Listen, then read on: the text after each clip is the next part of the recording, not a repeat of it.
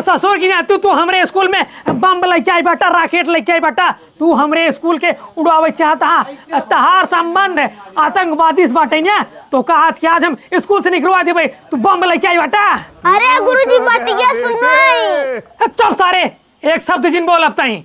अरे गुरुजी माफ कर दे, अभी स्कूल हम बम ना फोड़ब। हाँ ठीक है चल माफ कर दे, जा जा। गुरुजी अपन मिसाइलिए बम ले ले। बताओ मिसाइलिए बम, भाग भाग हट हट।